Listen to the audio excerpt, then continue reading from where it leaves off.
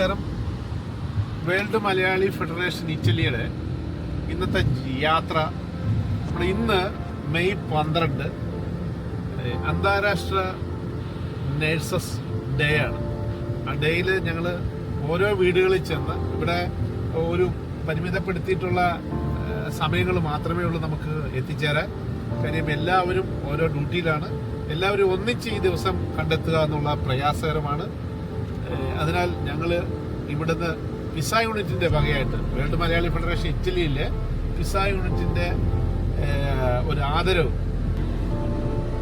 ചെയ്യുവാനായിട്ട് ഞങ്ങൾ നേരെ ഇറങ്ങിത്തിരിച്ചിരിക്കുകയാണ്.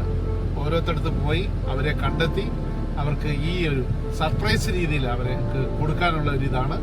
എന്തായാലും ഈ യാത്ര ഞങ്ങൾ രാവിലെ തന്നെ തുടങ്ങിയിരിക്കുന്നു.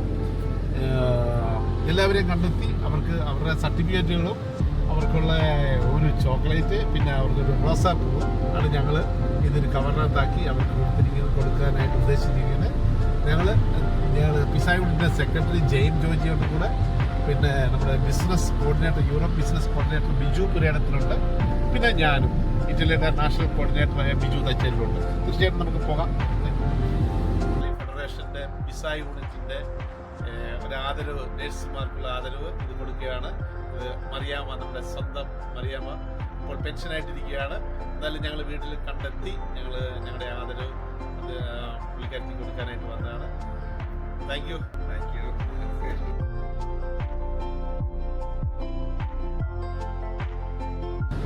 നമ്മളിനി അടുത്ത ആളെ തപ്പി പോവുകയാണ്. ഇവിടെ രണ്ട് മലയാളി നേഴ്സുമാരുണ്ട്.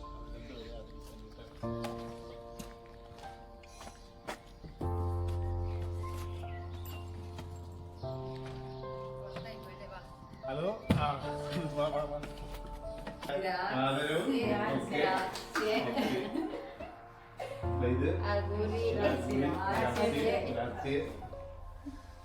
മലയാളി ഫെഡറേഷന്റെ ബിസിനസ് കോറം മെമ്പറായ ബിജു പുരേടത്തിലിന്റെ വൈഫാണ് പ്രിയദർശിനി. എത്ര വർഷമായിരുന്നു? 25ാമത്തെ വർഷമാണ് ഇവിടെ തന്നെ ആയിട്ട്, ഈ ഹോസ്പിറ്റലിൽ തന്നെ ആയിട്ട് 25ാമത്തെ വർഷമാണ്. അപ്പം ഞങ്ങൾക്കിത് പിസ യൂണിറ്റിന്റെ വകയായിട്ട് ഞങ്ങളിത് ആദരവ് കൊടുക്കുകയാണ്. ഇത്രയും വർഷക്കാലം, 25 വർഷക്കാലം എന്ന് പറഞ്ഞാൽ ഭയങ്കര സംഭവമാണല്ലോ ഒരു ഹോസ്പിറ്റലിൽ നിൽക്കുന്നത്. സിസ്റ്റർ എത്ര വർഷമായി? 3 വർഷമായി. 25 വർഷമായി. ഇവിടെ 3 വർഷം. അതിന് മുമ്പ് എവിടെ?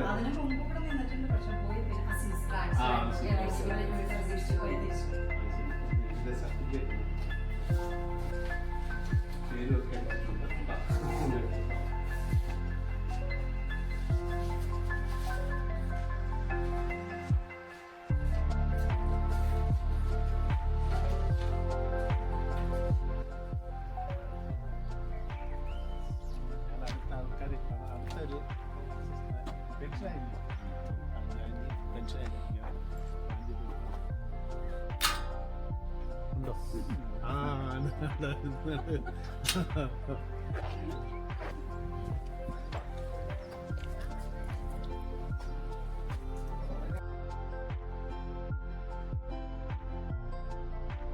എന്താണെന്നറിയോ, നമ്മുടെ നേഴ്സസ് ഡേയുടെ ഭാഗമായിട്ട് ആന്റി ആദരിക്കാനായിട്ട് ഞങ്ങൾ വന്നതാണ്.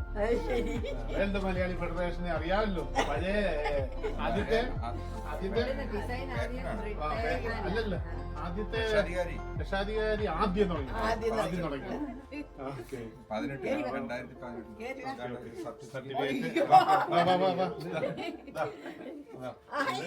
എല്ലാം ഉണ്ട്.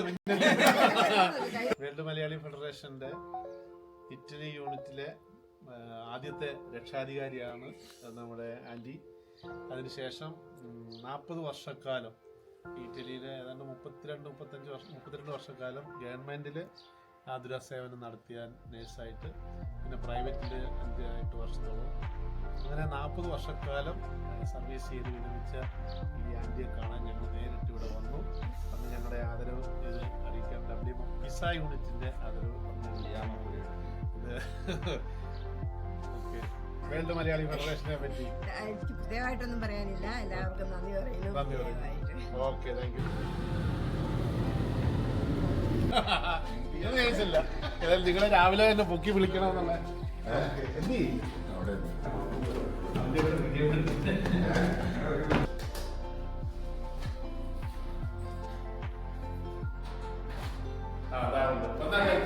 ഞങ്ങളിന്ന് ഓക്കെ ഇന്നത്തെ Grazie, grazie, grazie, grazie, grazie.